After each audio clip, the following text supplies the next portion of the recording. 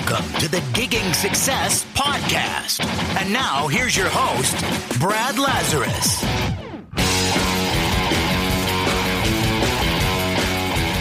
Hello and welcome to the Gigging Success Podcast, where you'll discover the tactics and strategies of some of the world's most successful cover bands that'll help you fast track your way to more of those better paid gigs you deserve. Again, thank you for joining us. I'm with my new co-host in residence, Graham Nash from Daft. Hey. How are you? Good. How are you? Good. I'm really good. Oh, I'm pleased to say that our experiment, Graham, last time went quite well. In actual fact, looking at the stats for the downloads of the podcast, our first co-present episode was the second highest downloaded episode of the Gigging Success Podcast. Ooh. Yeah, I didn't tell you that off air, did No. I? I wanted to get a reaction, but all you came up with was Yeah, well, that's very, very pleasing to hear, and it's really exciting. It's really cool. Good job. Well done. And yeah, no, it was good. Thanks to everybody that's downloaded and listened to it. Absolutely. Again, I don't do that enough. Thank you to everyone that keeps supporting and sending us the emails and, you know, the feedback. It's really because it doesn't take 2 minutes to produce these podcasts. It's quite a lot of work, and it really drives me forward to keep doing it. So please keep your feedback flooding in. I really, really like it. And if you feel the need and the urge, please feel free to go and give us a review in iTunes as well, because that really massively helps as well. So, Graham, what have you been up to? Tell us a little bit about what's been happening over the last couple of weeks or so with you. We've been really busy with Daft. Our year's been pretty planned out, actually, from back end of last year, beginning of this year. So not really any surprises in respect of our activity. It's just getting through the bookings that are in the diary now. We've had a really good bank holiday. From an agency perspective, it's been really interesting. We're starting to see lots of summer activity coming to the forefront now. So festival type activities becoming quite popular, and we're getting involved now with a couple of festivals in the general home counties area. So we've got lots of bands and lots of good fun days ahead of us there when it comes to sort of, you know, community style events and town events where we can get stuck in with a whole range of different artistic activities and events. That's really, really good fun. I love this time of year for that kind of thing. Brilliant. Sounds good. I know, it's really, really good fun. And I guess, well, I mean, you know, looking at the rate that you're podcasting and the stuff that's coming out with Gigging Success, you guys seem pretty busy too over there. I love the fact that you give it the plural. Makes me feel like I've got a big team. But yeah, no, I have been busy. We launched Beyond Bar Band, which was my program, which has gone down really, really well. So if you've been on our mailing list, you would have got that through and seen that. And I'm really so pleased with the way that's gone so far, getting some really positive response on that, which is really good. This weekend, what did I do? Just a little thing of a Tough Mudder. 12 miles in the mud. Arctic enema, electroshock therapy, all the rest of it, which was brilliant. I have to say, it was pretty brutal, but it was an amazing event to do. And if you get the chance, I know they're all around the world now, so if you get the chance to do it, really give it a go. You don't have to do too much training. It is just such good. The adrenaline just pumps all the way around, which is amazing. So, well, I'll be honest. My personal exercise regime is not a particularly great one. I'd be really interested to hear actually how musicians combine a healthy lifestyle with what is typically deemed to be a late night and intensive kind of work schedule for busy cover bands. You know, we can find ourselves working really into the late hours of every morning. Do our colleagues get up early and get their trainers on first thing on a Sunday morning? I'd be really interested to know how people manage their personal health and exercise in conjunction with their cover band lifestyle. If anybody feels like giving me any tips there. Yeah, no, that's a good point actually, because it is pretty tricky to mix those two. And I know for me, I get up on a Saturday morning and I go for a run, you know, which is pretty easy. But if you've been performing on the Friday night, that's not going to be too easy for you. So yeah, it'd be interesting to hear people's thoughts on that actually. Definitely. And tomorrow, interestingly, last one in terms of what I've been up to. Tomorrow, I'm really privileged to be asked to come down to the Institute of Contemporary Music Performance in London to go and talk to their students and alumni about cover bands, which is, as well as from my own perspective and, representing Gigging Success down there, it's really encouraging that a music institution like that has recognized the need for cover band marketing, or they've recognized cover bands for a start. Yeah. Because I know for many years that wasn't the case. So that's really encouraging. So I'm really looking forward to that. We're going to do a bit of a talk and then do a little kind of breakout session. And so I'll report back on the next one, see how that one went. So good luck. Thank you. All good. So let's get on to the topic. 6 ways to stop your cover band being undercut on fees. Now, we're picking this one because I get asked about this so much, and it is a problem. Being undercut on fees, everybody's reducing their prices. You're getting undercut by amateur bands who are ultimately kind of almost happy to play for nothing, really. So it is a real problem out there. So the thinking is, what's the reason that you're being undercut on fees? That's the first kind of question to ask. And I know this is a really big challenge for most cover bands. The big challenge is that so many look and sound the same. They look and sound like everybody else out there. And it's so easy to fall into this trap. And I call it the cover band commoditization trap. So when you do fall into this trap, what you're doing is ultimately leaving that prospective client with very little to make their decision to book you apart from on price. So if you're not differentiating yourself and you're not setting yourself apart, you haven't got a USP, you haven't got a point of differentiation about you, it's very difficult for that prospective client to make their decision on what is of value to them because you're not offering it to them. So they end up making their decision based on a price. When they make that decision based on a price, it really starts that downward spiral of what I call the kind of the race to the bottom in that sense. So it becomes the tactic and the strategy that most bands employ because they don't really have any other strategies to fall upon or to adopt. So they end up just reducing their price. And when you reduce your price, there is nowhere to go apart from the bottom, really. So, and that produces kind of resentment and all those other kind of elements of negative stuff, which you don't really want to be getting into. So if we think about how this kind of plays out in the mind of the prospects, I think this is always a good idea to kind of camp out in the head of the prospective client that we're looking to attract. If you put yourself in that prospective client's mind, they've got a short list of bands they're considering. So they may have done a whole long search. They may have looked online. They may have looked everywhere. They've got their short list of maybe 2, 3 or 4 bands. Yeah. They're asking themselves the question, why should I book band A over B over C over D? So the challenge is to be the winner out of that A, B, C and D, or A, B, or whatever their short list is. But even more than that, the challenge is to be the winner, even if you charge more than the other bands on the shortlist. So what we're going to do now is Graham and I are just going to kind of run through maybe 6 different ideas on how you can not only stop being undercut on fees, but actually charge more in the face of competition who are charging less. Does that make sense, Graham? It makes perfect sense. Absolutely. Good. Yeah. So let's go through the first one. The first one I've earmarked really is build confidence in your prospect. So the idea is that you show your prospect what they can expect when they book you. So there's a phrase, make the invisible visible.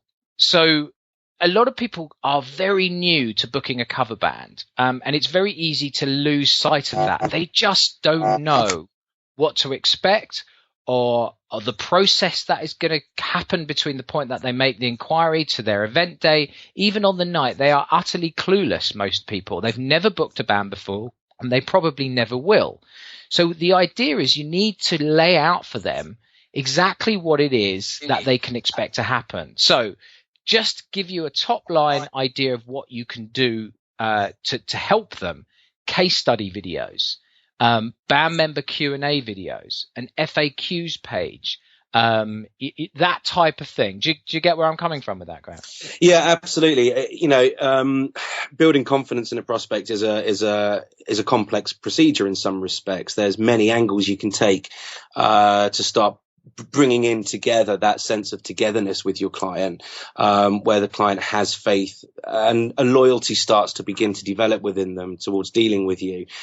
So expectation setting, I think, is a really, really key thing. And that's not even unique to cover bands. In any kind of sales environment, in any kind of situation where you're looking to provide a service to a client, I think the very first thing we need to get established is an expectation. What can we actually do? And what should you be able to expect from us through the course of our entire engagement together, all through the planning, all through the negotiation aspects, through to the performance and even post-event. We need to really establish what your band is here to be able to do for the client. So any initial steps you can take to demonstrate through your previous experiences and tools and things you may have developed in order to convey your messaging right at the start is a really, really key thing to do. And case studies, like you say, testimonial videos, FAQs, Q&As, images that demonstrate the different kinds of setup that you can offer, perhaps how they relate to different packages that you might wish to provide to the client. They're really, really good things to do right at the start. You can really use those tools to help a client visualize in their own mind. Well, you do that really well, don't you? That was one of the first things I saw on the DARF website, was the way that you created those 3 packages. Yeah. So you can have package A, package B, and package C. But what was clever about that is these aren't just kind of random packages. Those packages should talk to that prospective client as to what their needs are. Yeah. And when you show them what their needs are and you demonstrate that, they feel like they've been understood. And when they've been understood, then they're more likely to buy from you. Sorry, I'll interrupt. No, that's fine. I mean, I was just trying to sort of back that point up by saying those packages, that they're not really sort of finite things. It's not a case that we will never deviate from the package descriptions. Their key objective was to really start as a base point for conversation. Every client is different, but to be fair, there are a lot of similarities in different types of inquiries that we'll get. There'll be some that are really budget driven. There'll be some that are really service orientated, and the client will want the band to be all encompassing. So you might get that typical scenario where the band should provide background music. It should provide live performance services. There may even be some additional questions you get asked. Things like, do you have access to things like dance floors or photo booths, really that are nothing to do with your band? But you get a client that might be a little bit more broad in their thinking and looking at ways they can utilize suppliers they're talking to for other things. So even if it's just a recommendation that you might have. So the packages that were developed, like I say, they weren't there to sort of say, well, these are the 3 things we offer and choose one of them.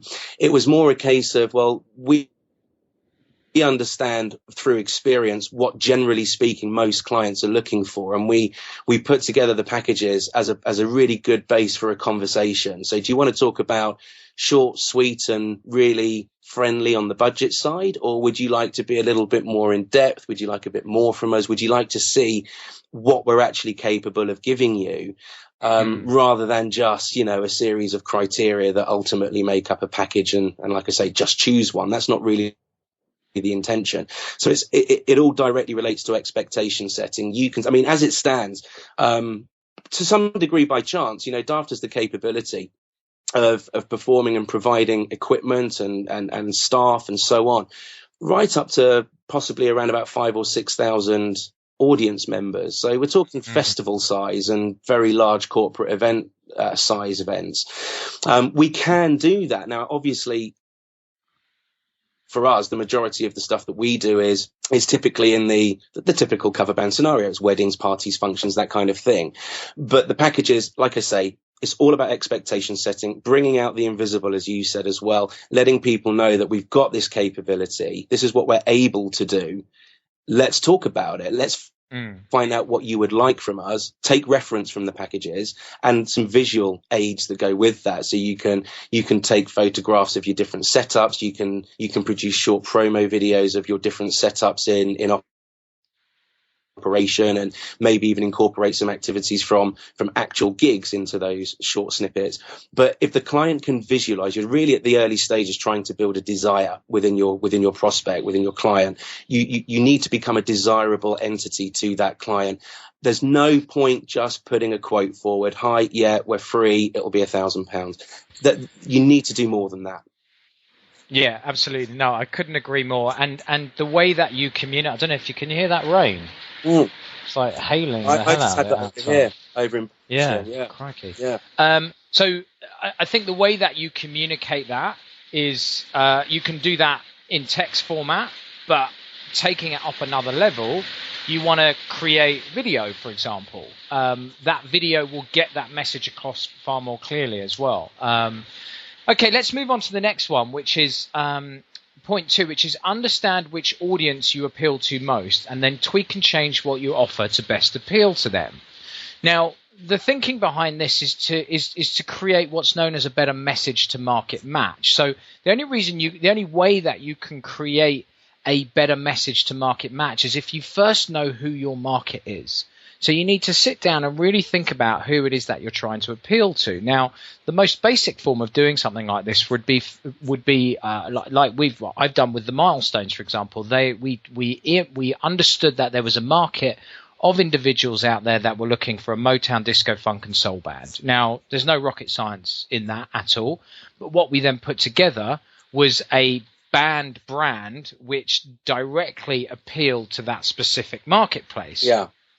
So what the band are called are the Milestones of Motown, Disco, Funk and Soul. So they almost sound a little bit kind of tribute-like, but it's very clear what it is that they offer. And the message to market match is incredibly tight and it works brilliantly. And people desire and they demand that particular band and it works really, really well. So I don't know if you've got anything to add on that, Graham? Well, yeah, I mean, there can be a little bit of a foregone conclusion sometimes, I find, with bands, that just because you're a band, you've got a market. Well, yes and no. There is always a market for you, but there's no point assuming that the entire bookable client base out there would consider your band to be suitable for them. I don't know. It's a bit like putting a Ferrari on the forecourt of a small local garage that particularly is known for, selling, local runaround type cars. It would be out of place. It wouldn't be the right kind of setting to market that product in amongst all the other products that are not really on the same level. So I think the point there is that if you can take some time to identify who actually is your target market, who are you, what are you capable of, what is your best price point, and who is the audience that is best suited to that product, you'll go some good steps forward in making sure when you are trying to engage and cover, for example, the first point we were just talking and setting expectation, that, to coin a bit of an overused phrase, that you're kind of on the same page. You've got different types of service levels expected of you. If you're dealing with, a really, really high end corporate engagement versus somebody that's trying to put together a wedding on a budget, you'd need different approaches for each of those. You might be particularly good and particularly successful at one or the other.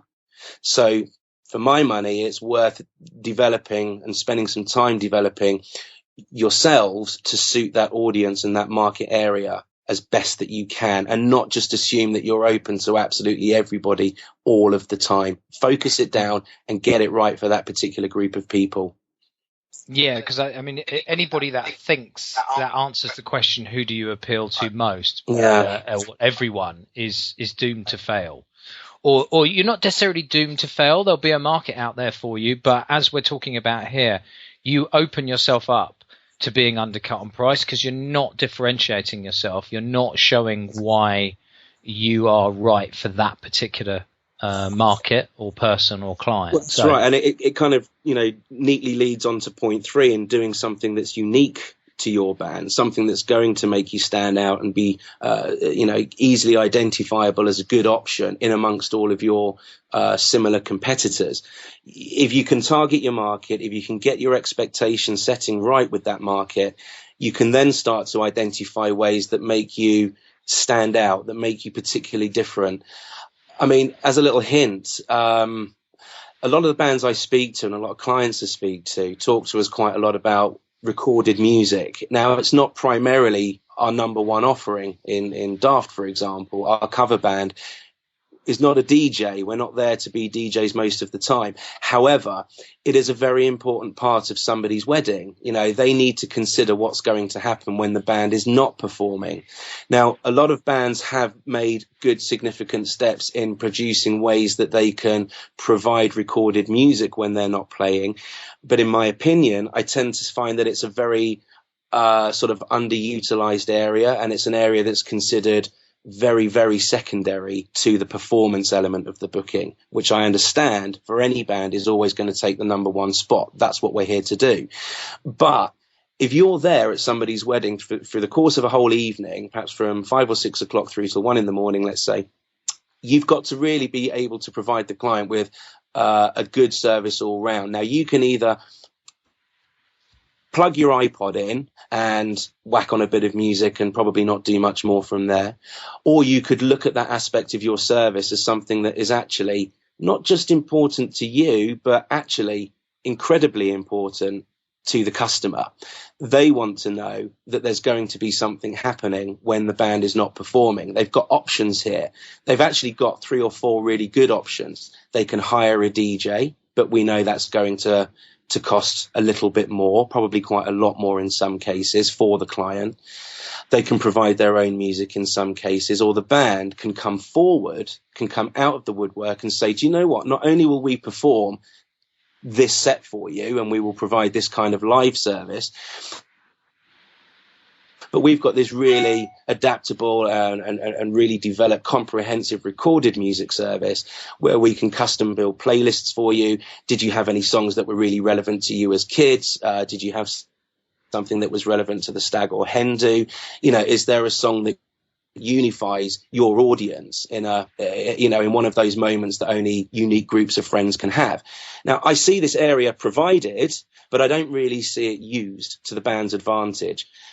Well, I think the point there for me is when you say you don't really see it being used to the band advantage. Yeah. To me, it's about showing why that's of value to the client. If you can show, and it ultimately doesn't cost you anything to put that playlist together based on some of their requirements. A lot of the time, they'll just turn around to you and say, you know what, I trust you guys, just do it. They do. A lot of the time they do say that. But exactly, about unique ways of bringing your band away from perhaps a much denser area of competition. That's just one little example of something that I find tends to work very well. Yeah, I mean, but the point I'm trying to make there is it's how do you communicate that service offering? Well, I mean, if you just communicate it as being, and we'll stick the iPod on in between the band's performance, then that doesn't have half as much value as pitching it and framing it as being, like a semi-DJ style service where we can put some of your requests in, et cetera, et cetera. Do you see where I'm coming from? Well, no, this is absolutely true. In fact, it's quite a broad area, so I'm conscious of not getting too hung up on it. But there are even relationships that you can and should seek to develop with local DJs. There are some really good guys out there who want to work and who are really pleased to collaborate with any kind of entity that is in the market of wedding business.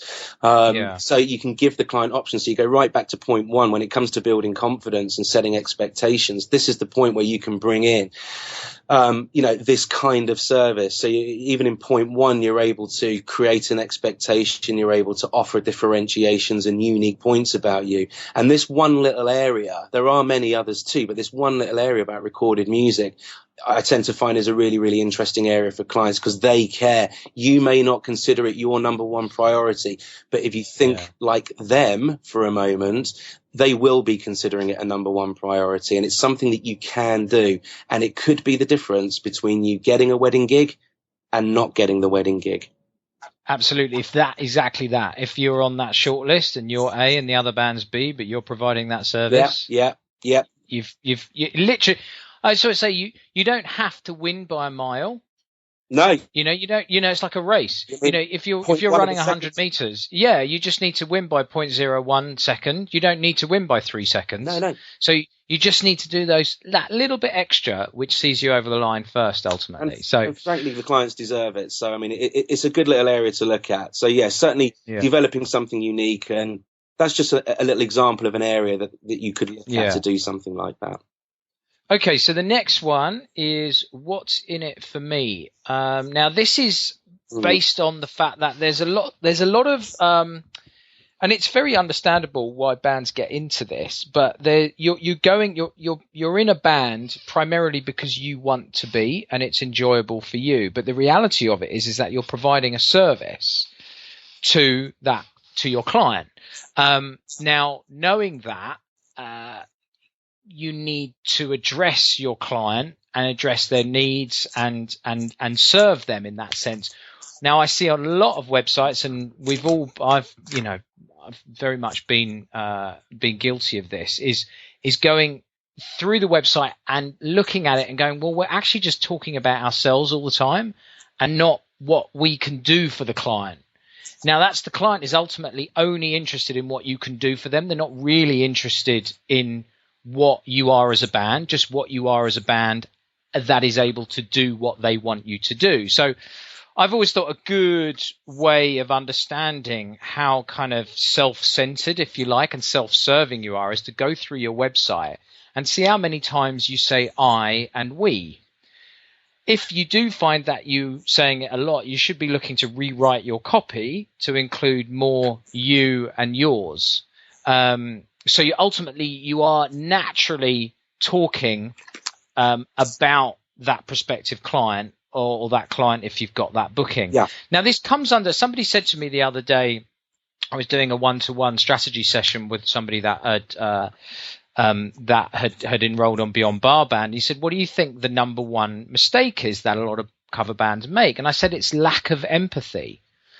Now, I believe if you understand the idea of empathy, that feeling that level of empathy with what that prospective client wants and needs and desires from you, everything changes.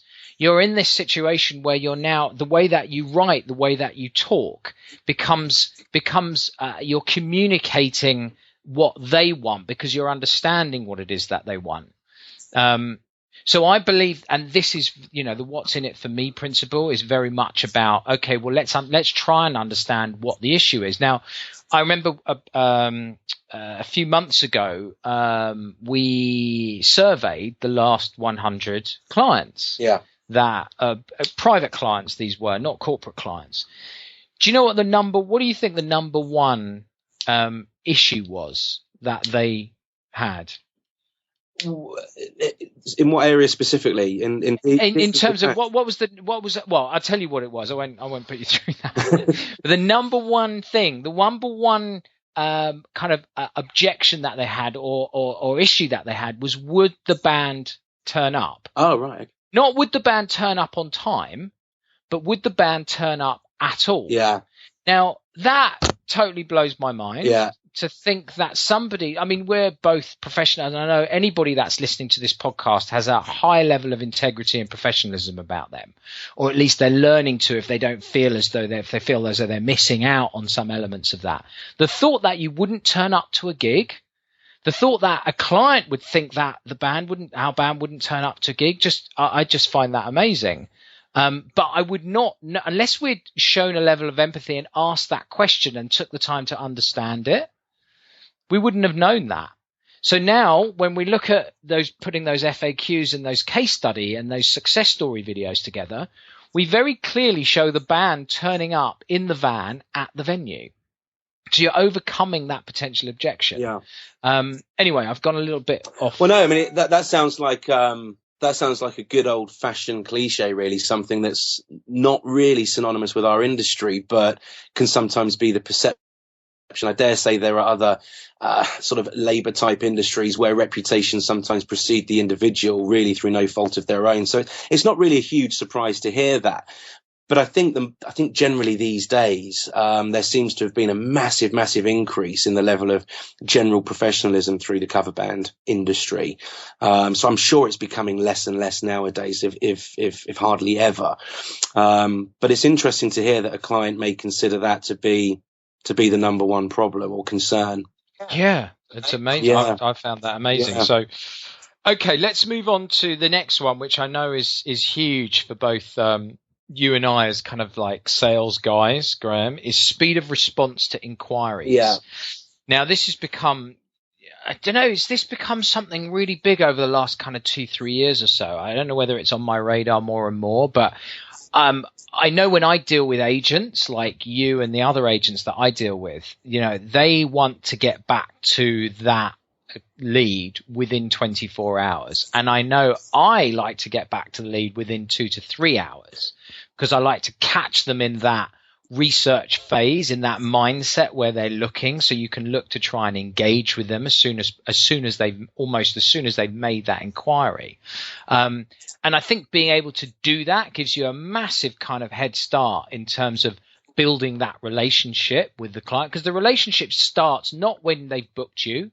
The relationship starts the minute the minute that they've engaged with your website in some way. Yeah, absolutely. There are two metrics that I try my hardest to live by. If you email somebody or text message somebody or even leave a voicemail for somebody, the average person anticipates a response within 8 minutes. After 8 minutes, you're slow in theory. If I just drop you a message and say, "Hey, Brad, how you doing?"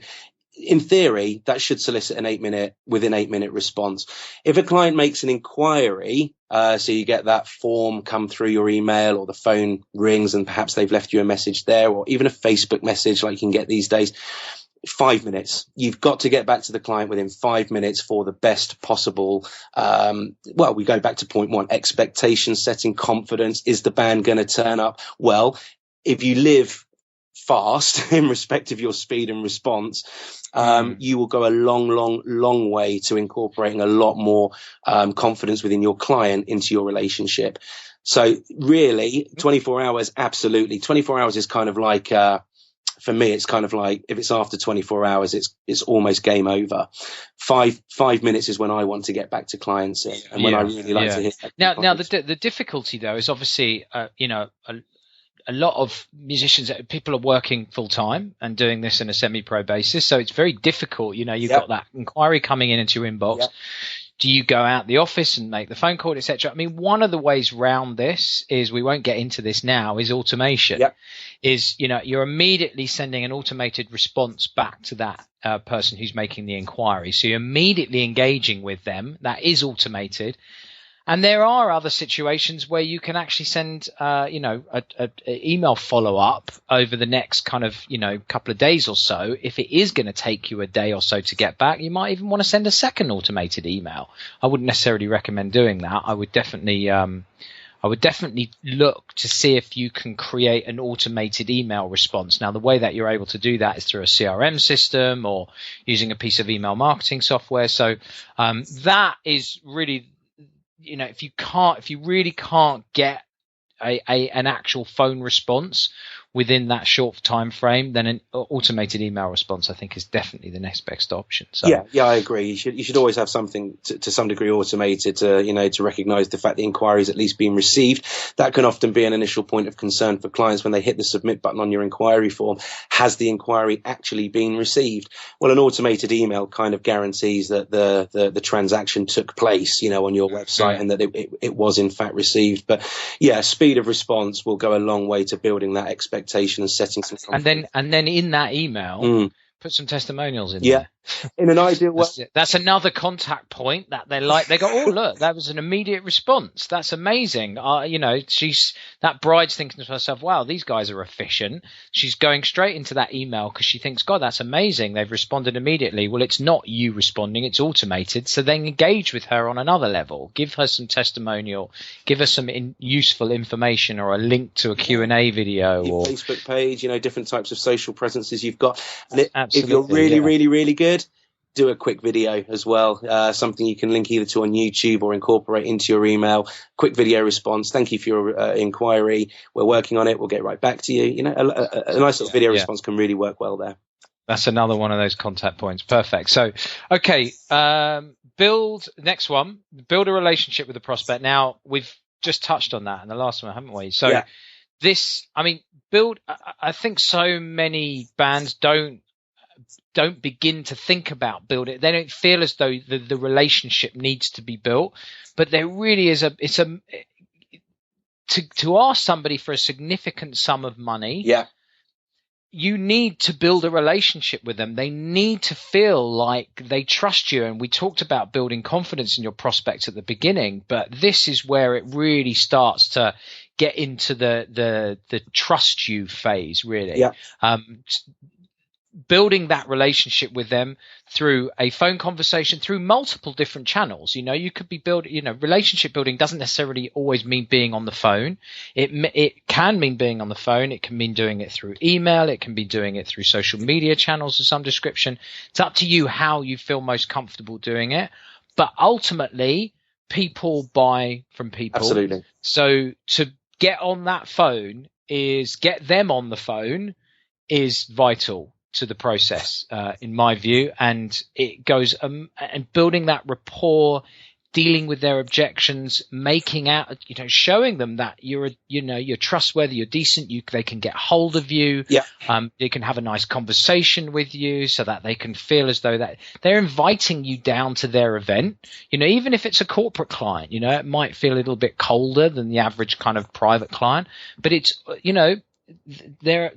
this is about people. So building that relationship, I think, is huge in that sense. And if they feel as though they've got that relationship, that is a big plus point in terms of seeing you pass that post before that competition on their shortlist. So. And it's worth every minute defining to yourself what actually constitutes a relationship. When we're not talking about going down the pub for dinner with these people, we're talking about being somebody of value and somebody that's there, ready to assist this client with their search and with their moving forward in putting a band in place for their particular event.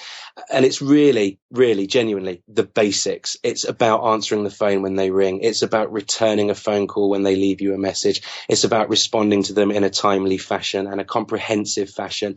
Don't make the client do extra work to find the simple bit of information that they want. If they ask you a question about your service, don't just say yes or no.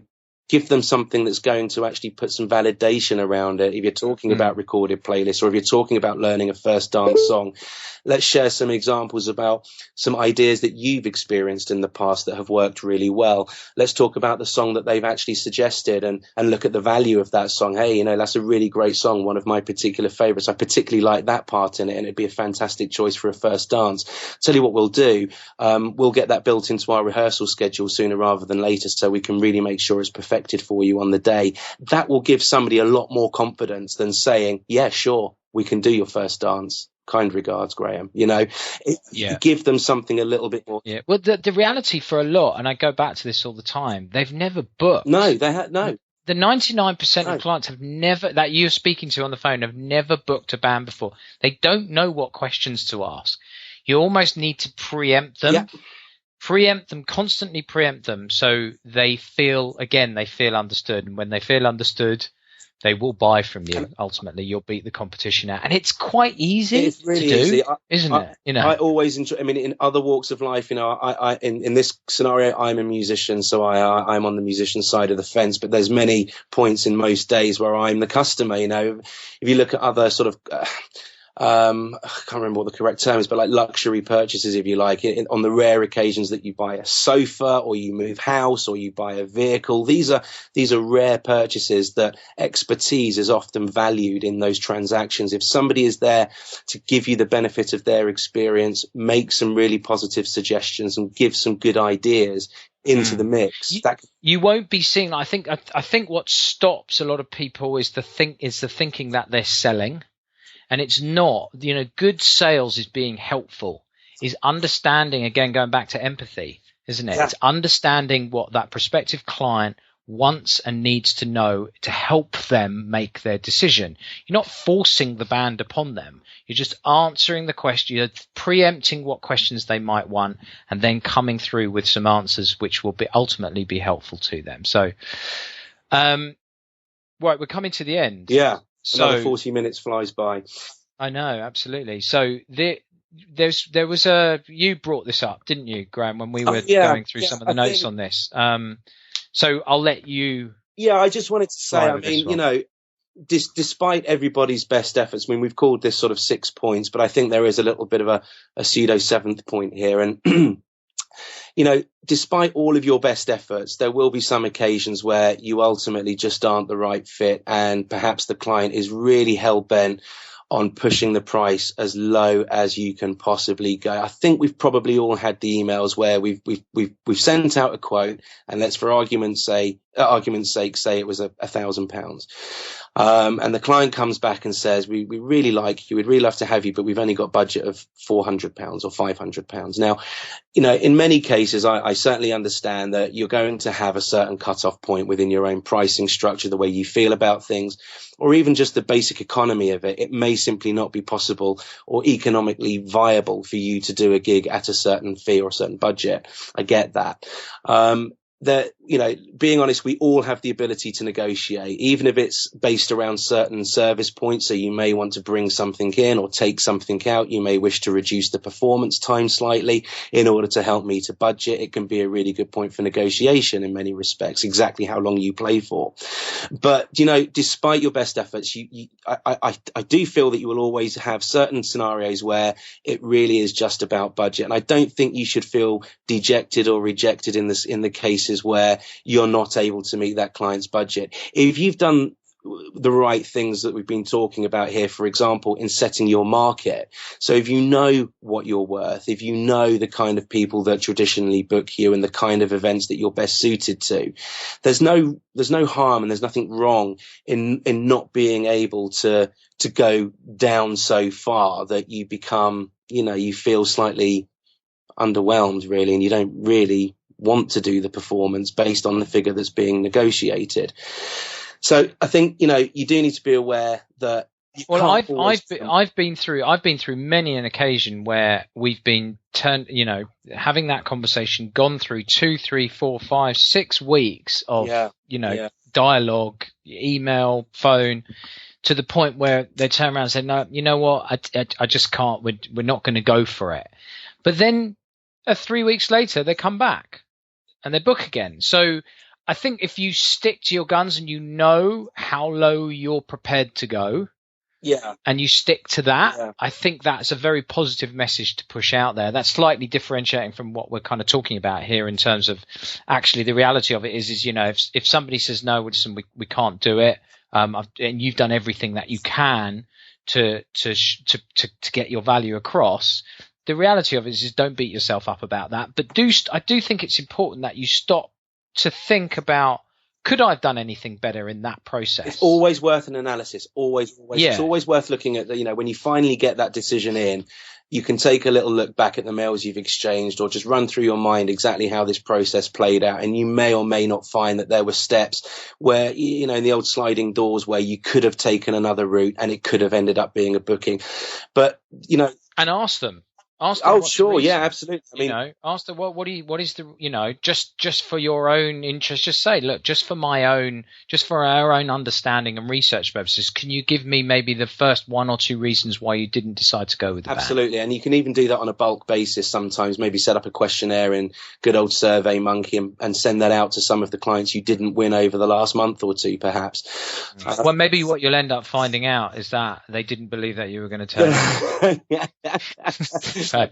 Who knows? Listen, on that note, I said in our first co-present that we were only going to do half an hour. We've gone to 43 minutes again. Sorry. So we're going to knock it on the head there because otherwise it gets too much of you and I, Graham. So again, thanks, Graham. Pleasure. Appreciate always enjoyable. And look forward to having everybody back again on the next podcast, which we'll do as soon as possible. And thanks again for listening. One final request. If any objections or any kind of contributions to any of the points we've made, if we've missed something, if you felt we've been a little bit off the mark in some cases, I would be so grateful to hear people's feedback on the points we've discussed specifically in this case.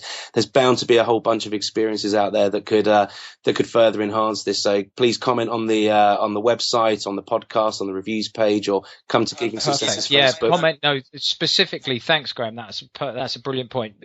Please comment on the blog page, where if you're listening to this on the Gigging Success website, comment there, or if you're listening to this via the Facebook page, please comment in the thread there. Yeah, absolutely. We'd love to hear some of your ideas as well and feedback. So, excellent. Okay. Thank you. Thanks, Graham. Talk to you soon. Bye.